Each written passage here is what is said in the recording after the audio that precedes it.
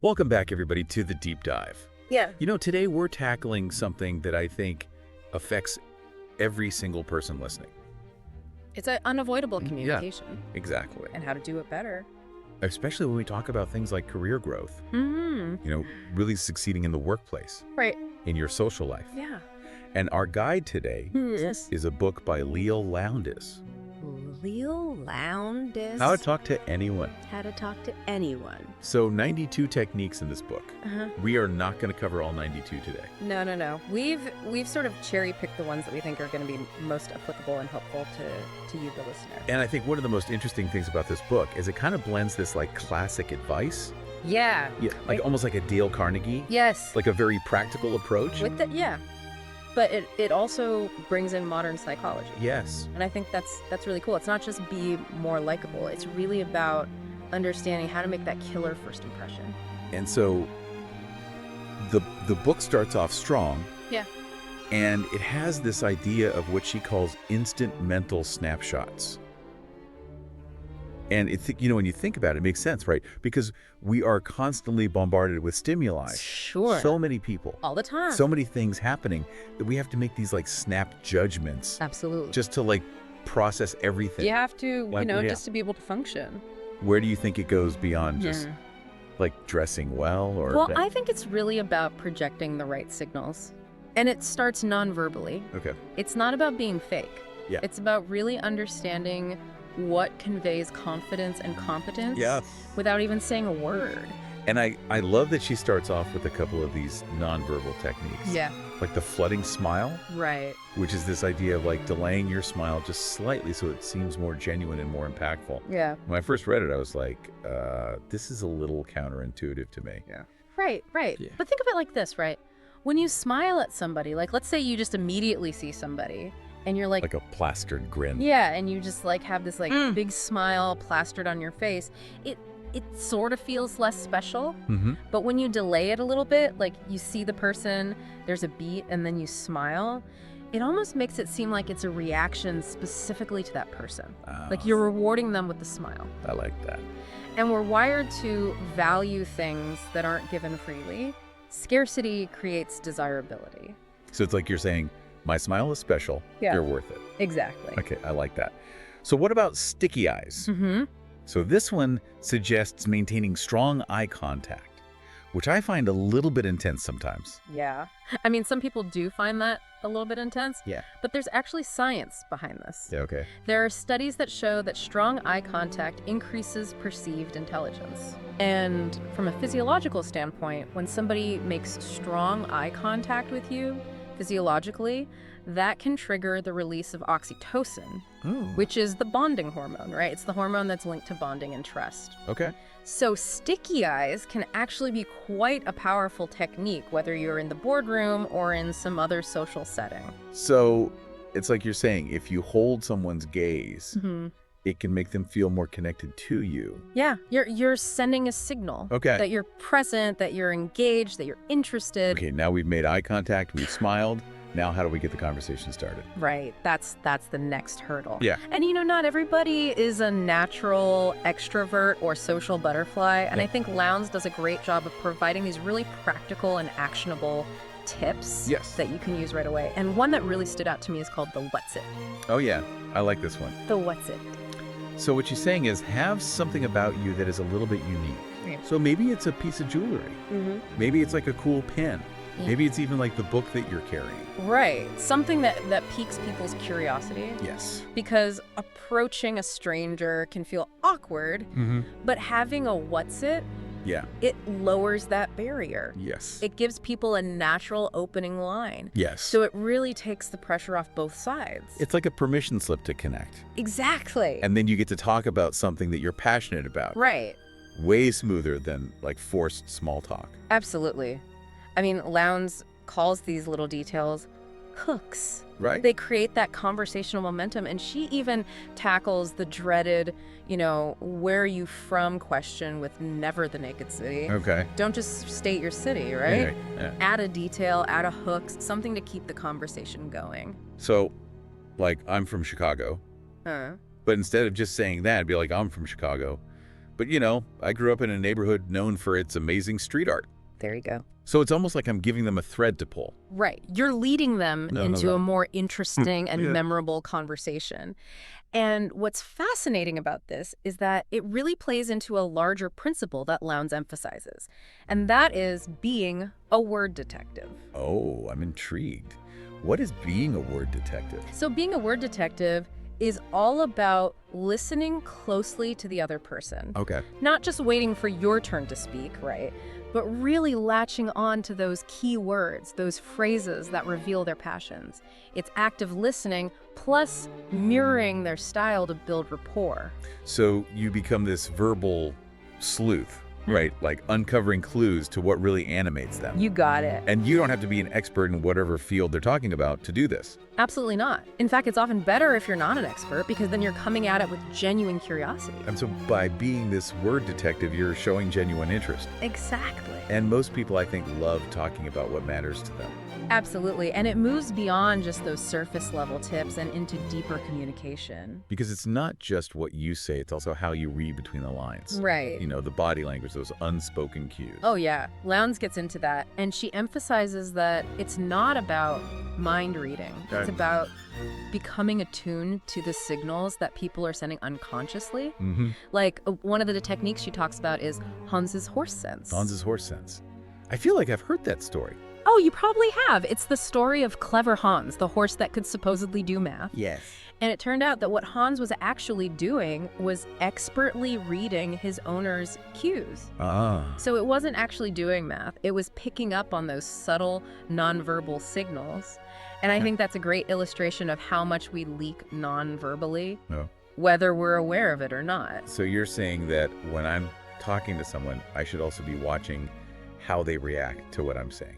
Absolutely. So like a slight shift in posture, Yeah. a fleeting expression, that sort of thing. You're looking for those inconsistencies. Is their body language saying something different from their words? Okay, I like that. What about echoing? So echoing is not just parroting what they say. Okay. It's about mirroring their language. So if somebody uses a particular word to describe their work, their hobbies, you adopt that word. Ah, okay. So for example, if someone describes their job as their craft, you start using the word craft when you're talking to them. Exactly. You're speaking their language. And linguists actually have a term for this. It's called linguistic mirroring. Mm-hmm. And it creates this sense of belonging, this sense of we're on the same wavelength. I like that. It makes sense. So, okay, we've covered nonverbal cues. Yeah. We've covered listening skills. What about giving compliments? Because I think everyone loves receiving compliments. Of course. But Lowndes is very clear that generic flattery doesn't really work. Right, yeah. It has to be genuine. And the best compliments are specific, and they highlight qualities that the person values.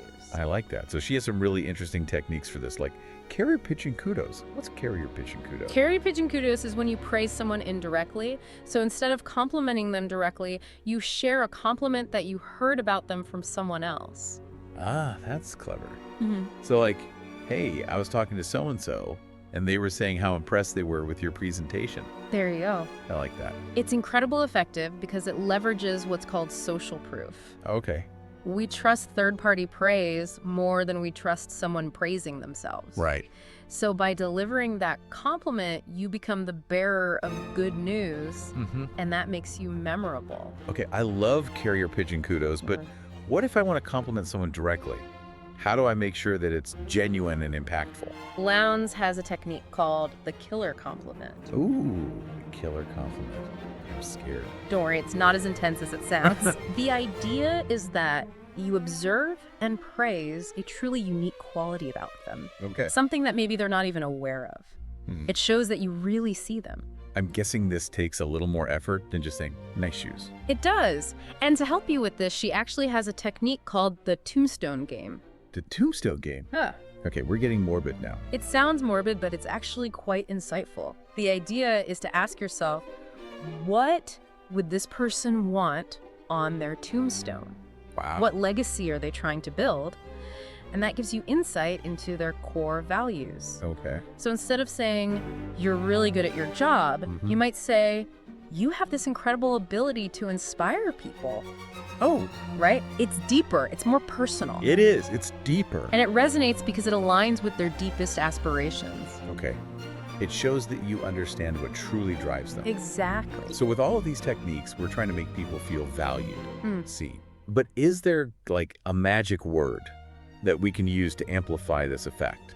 Lowndes argues that the magic word is you, Okay. and it's because it taps into our inherent self-centeredness. Our brains are constantly translating information into how does this affect me? So instead of saying, I love this restaurant, Mhm. I should say, you're going to love this restaurant. Exactly. Shifting the focus to them. You're acknowledging their perspective. You're making them the center of the conversation. And this can be applied so broadly, right? Giving feedback, making requests, even just casual conversations, like embedding this subtle "you matter" in every sentence. Communication, as Lowndes puts it. There you go. A small change with a big impact. Okay. Now, we've talked a lot about one-on-one interactions. Yeah, What about when we move into a larger social setting, like a party. like a party? Exactly. How do we navigate that successfully? Well, I think we have to take some cues from the masters of working a room. Yeah. And those are, of course, politicians. Politicians. Okay, I'm ready for part 2. So politicians, right. They're masters of working a room, They are? making connections, leaving a lasting impression. Mm-hmm. And Lowndes actually provides this checklist that she says politicians use Okay. to ensure every party is a success. A politician's party checklist. Exactly. There you go. So it starts with strategy. Before they even set foot in the room, Okay. they're asking who's going to be there. And it's not just about recognizing names, it's about identifying the key people who can help them advance their goals. So they're not just sort of like wandering in and hoping to bump into the right people. No. They're coming in with a game plan. They have a game plan. Okay. That takes a lot of social intelligence, though. It does. Just to like know who those people are going to be. Right, and they don't just stand around waiting to be noticed. Yeah. Politicians are masters of approachability. Okay. And Lowndes actually has a technique for this called rubberneck the room. Okay. Rubberneck the room. What does that mean? Does it involve literally craning my neck around? It's about taking a moment to scan the room before diving into conversations. Okay. Assess the vibe, identify those key players, and figure out your approach strategy. So it's like a reconnaissance mission for social success. Exactly. Okay, I like that. But what if you're not the most outgoing person? How do you project that aura of like confidence and approachability? Well, Lowndes talks about being the chooser, not the choose. Okay. Right? So it's about radiating the energy of someone who is in demand. Okay. Someone who people want to talk to. That makes sense. You're not waiting to be picked. You're the one doing the picking. But that can feel really intimidating if you're not naturally assertive. It can. Any tips for like how to project that chooser energy? It's all about body language. Okay. Those subtle cues. Yeah. And Lowndes has this great technique that she calls come hither hands. Come hither hands. Okay. That sounds a little flirty. It does. I'm intrigued though. But it's not as suggestive as it sounds. Okay. It's about using open and relaxed hand gestures that signal warmth and approachability. Okay. Right, so think about the difference between someone who's kind of fidgeting with their hands or crossing their arms versus someone who gestures openly, palms visible. It's like you're creating this nonverbal invitation, like, come talk to me. Exactly. Whereas like closed off body language is like, stay away. Yeah. And once you've initiated contact, remember all those techniques we talked about before? Right. Find those conversation hooks, Okay. mirror their language, ask thoughtful questions, show genuine interest in what they have to say. Yes. But what about when you're talking to someone that you've met before? Right. How do you like avoid those awkward, I've completely forgotten your name moments? Because I feel like that happens to the best of us. It happens to all of us. Yeah. And Lowndes talks about the importance of tracking. Tracking. And tracking is really about remembering those little details about people's lives. Did they mention a recent trip? A work project? Yeah. Even a funny anecdote? Yeah. bring those details up in future conversations. So it's not just about remembering names. Right. It's about remembering those like personal tidbits Exactly. that show that you were truly listening Yeah. and that you value the connection. You got it. It shows that you see them as an individual, Mm-hmm. not just another face in the crowd. Absolutely. And speaking of reading people, Yes? Lowndes also has a whole section on what she calls eyeball selling, Oh, yeah. which sounds kind of intense. It does sound intense, but it's really about taking Hans's horse sense to a whole new level. Yeah. It's about observing those micro expressions, Love it. those tiny shifts in posture Mhm. to really gauge how people are feeling about what you're saying. So are you saying I can become like a human lie detector? It's not about catching people in lies. It's about reading their level of engagement. Are they leaning in? Are their pupils dilated? Are they mirroring your body language? Okay. These are all clues that tell you how your message is landing. So it's like having a secret window into their thoughts and feelings. Exactly. Okay, that's cool. But how do you actually use this information? Like, what if you sense that someone is losing interest or maybe disagreeing with what you're saying? That's where eyeball selling really helps you adapt your approach in real time. Okay, So if you see someone tuning out, maybe you need to switch gears. okay. Lighten the mood, ask a question to draw them back in. That's so valuable, especially like in high-stakes conversations. Absolutely. Whether you're trying to, win over a client or persuade your boss or even keep a date engaged, Right. being able to read those subtle cues can make all the difference. It can. And while we've been focusing on those face-to-face interactions, Yeah. what about when we're communicating remotely? Oh, that's a good question. Over the phone, through voicemail? Yeah. I mean, honestly, I often feel really awkward and unsure of myself when I'm on the phone. Mm-hmm. I'm always like second guessing what I should say, how I should say it. Right. Does Lowndes offer any guidance on that front? She does. No. She has a whole section dedicated to phone communication. Okay. And it's full of surprising insights. I'm intrigued. Let's dive in. Okay, so we're diving into this world of phone communication. Right. Honestly, I've never given much thought to how I answer the phone. Mhm. Like I just pick it up and I say hello. Yeah. It seems pretty straightforward. But you're saying that there's like a more strategic approach to this. Lowndes suggests that you should answer professionally, stating your name or your company. But here's the twist. Once you know who's calling, let a big smile flood your face. Wait, so I should wait to smile until I know who it is? Yeah, it sounds counterintuitive, but It don't. it's about making them feel like your smile is genuine, like it's a reaction to them. Okay. Like you're delighted that they called. It really personalizes the interaction from the first second. It's like you're saying, this call is important to me because you're important to me. Exactly. Okay, I like that. Hmm. But how do you sound engaging on the phone? Because I Yeah. feel like sometimes my phone voice can be a little flat, Mm-hmm. a little monotone. Yeah. Well, Lowndes emphasizes warmth and enthusiasm. Okay. Think of it like you're on a mini stage. Right. You're projecting your voice, you're projecting your energy. Okay. And even just simple things like sitting up straight can make a difference Oh, interesting. because it affects your posture and how you breathe, Oh, okay. which impacts your voice. It's like those acting warm-ups they do. It is. It makes sense. Yeah. Okay, now what about when you have to leave a voicemail? Because I feel like those always feel so awkward. Oh, voicemail. The bane of our existence. Yes. But think of it like a mini audition. Right. You have just a few seconds to capture their attention Okay. and make them want to call you back. Yeah. So Lowndes is all about projecting confidence and clarity and credibility. So no rambling. No rant. No apologies for calling. Keep it concise, professional, and give them a reason to call back. So instead of just saying, like, call me back, Right. you might say, hey, I have an update on that project we discussed, or I have an idea that I think will save you time. It's like a little teaser trail of Mm. making them curious. Exactly. Okay, now what about when I'm the one listening to voicemails? Because sometimes they're so cryptic, it's hard to figure out what people want. Lowndes has a great technique for that called instant replay. Yeah. And she suggests, with permission of course, that you record your phone conversations. Wait, record the whole thing? Yeah, and I know that sounds like a lot, Yeah, it does sound like a lot. but it can be incredibly valuable because when you're in the moment, it's easy to miss details yeah. or misinterpret tone. But if you have a recording, you can go back and catch anything you missed. Ah. You can analyze the nuances. So it's like having a verbal rewind button. Exactly. But is it mainly just about capturing information? It's more than that. That's... It's also about analyzing the tone and the message behind the words.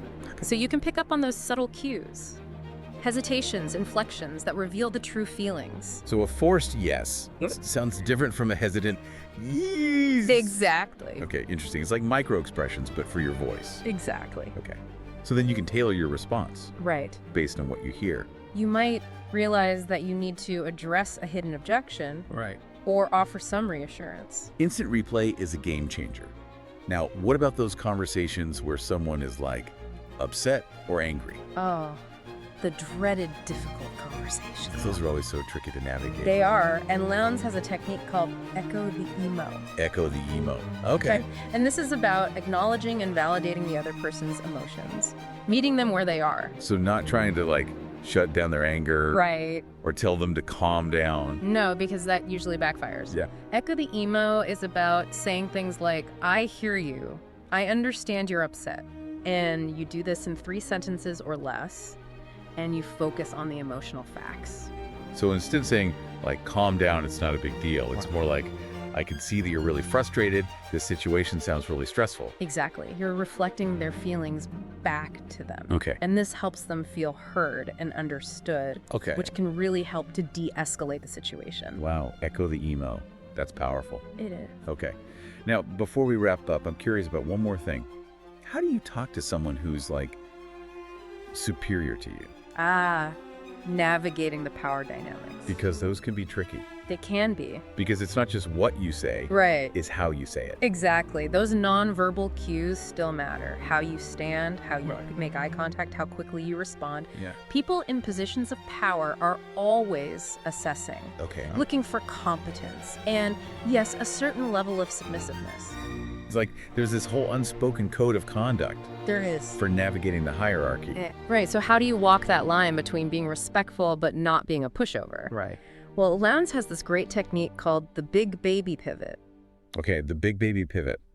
I have to hear this. I know, it sounds a little strange. Am I supposed to, like, treat my boss like a baby? Not literally, Okay. but think about how you interact with a baby. Okay.